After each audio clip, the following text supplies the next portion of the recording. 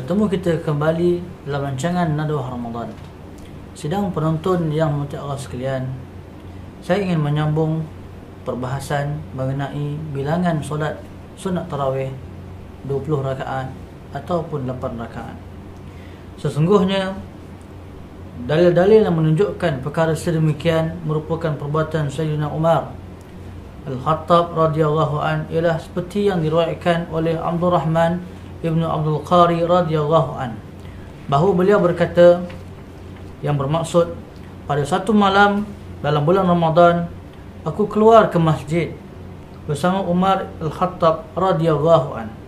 Ketika itu orang ramai mengerjakan solat tarawih dalam beberapa jemaah yang berasingan.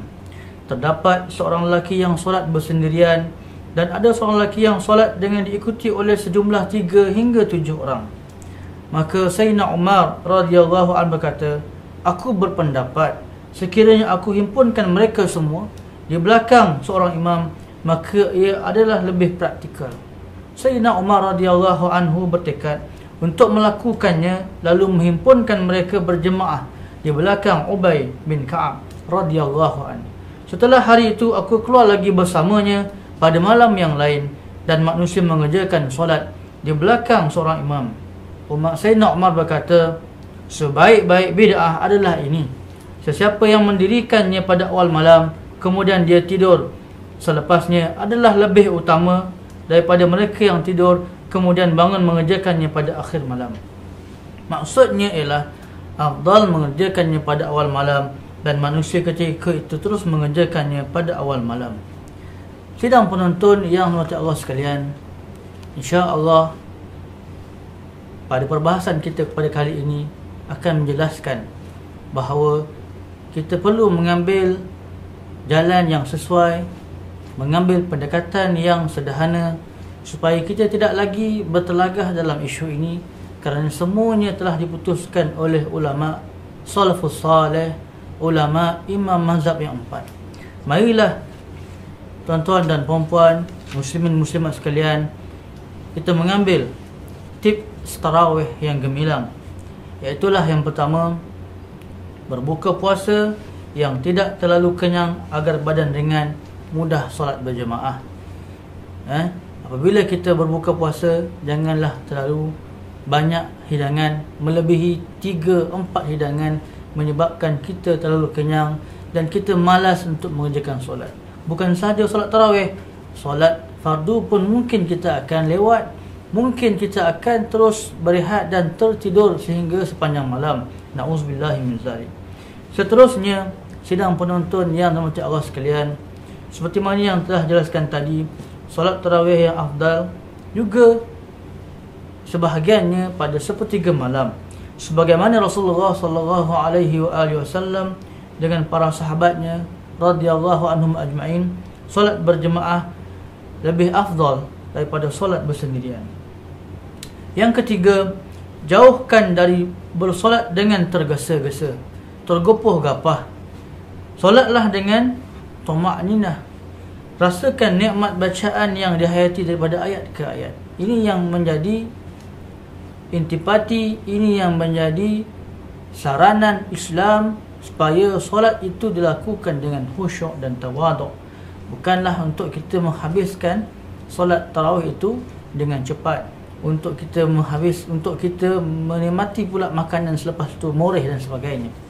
Sidang penonton yang dirahmati Allah sekalian, usahakanlah agar dapat tidur dan rehat seketika. Ketika mana? Qailullah, pada waktu siang. Kerana perbuatan qailullah ini, tidur seketika sebelum waktu zuhur ataupun setengah jam sebelum waktu zuhur, akan memberikan kekuatan kepada kita untuk bangun pada waktu malamnya. Seterusnya, apabila kita berada di masjid, ambillah saf di hadapan, kerana saf di hadapan itu saf yang lebih aula, saf yang lebih afdal, yang mana menyebabkan kita akan berasa lebih khusyuk. Dalam keadaan kita berjemaah, kita tidak akan mungkin diganggu oleh kanak-kanak yang hadir, tetapi bukanlah kita menghalau ataupun melarang kanak-kanak datang solat ke masjid. Kita solat di hadapan, insya-Allah akan memberikan solat yang lebih menghayati solat tarawih tersebut. Sidang penonton yang dirahmati Allah sekalian, dalam kita datang ke masjid, janganlah kita lupa untuk bawa sedikit bajet akhirat. Apabila ada program yang dianjurkan oleh masjid ataupun surau yang mungkin untuk ihya Ramadan, mudah-mudahan kita boleh masukkan ke dalam tabung berkenaan. Kerana pada bulan Ramadan Al-Mubarak ini, sedekah yang paling utama ialah pada bulan Ramadan. Rasulullah sallallahu alaihi wasallam paling banyak bersedekah pada bulan Ramadan. Dan sedekah pada bulan Ramadan akan memadamkan dosa dan kesalahan yang telah kita lakukan pada bulan-bulan yang lalu. Sidang penonton yang dirahmati Allah sekalian, setelah selesai solat, jangan terus pulang, berhentilah sejenak dengan niat i'tikaf di masjid. Dan sambil itu, ambillah Al-Quran Al-Karim untuk dibaca. Dan seterusnya, bagus sekali kalau kita dapat duduk dalam halaqah Al-Quran, bertadarus, bersama-sama membaca Al-Quran juzuk demi juzuk sehinggalah selesai bulan Ramadan. Dan tips yang seterusnya, setelah kita memahami isu persisihan 8 rakaat ataupun 20 rakaat, kita jangan berdebatkan lagi.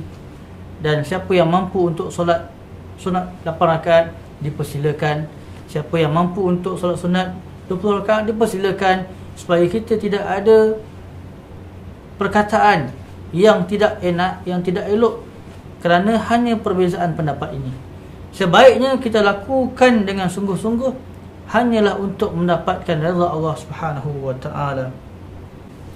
Sidang penonton yang dirahmati Allah sekalian, setelah kita memahami berkenaan dengan bilangan solat sunat tarawih sama ada 8 ataupun 20, kita tidak perlu lagi membincangkannya kerana terpulang kepada individu tersebut untuk melakukan solat sunat 8 rakaat ataupun 20 rakaat. Marilah kita lakukan solat sunat tarawih dengan keadaan khusyuk dan tawaduk. Marilah kita lakukan solat sunat tarawih dalam keadaan kita menjaga ukhuwah Islamiyah. Marilah kita melakukan solat sunat tarawih tidak lain dan tidak bukan melainkan untuk mendapatkan redha Allah Subhanahu wa taala.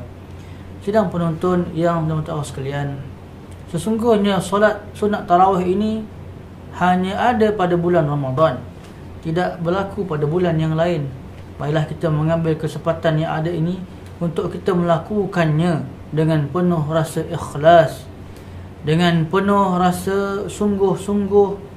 Mudah-mudahan Allah Subhanahu wa taala menerima ibadah solat ini, dan mudah-mudahan dengan sebab kita solat sunat tarawih ini akan menghampirkan diri kita kepada Allah Subhanahu wa taala.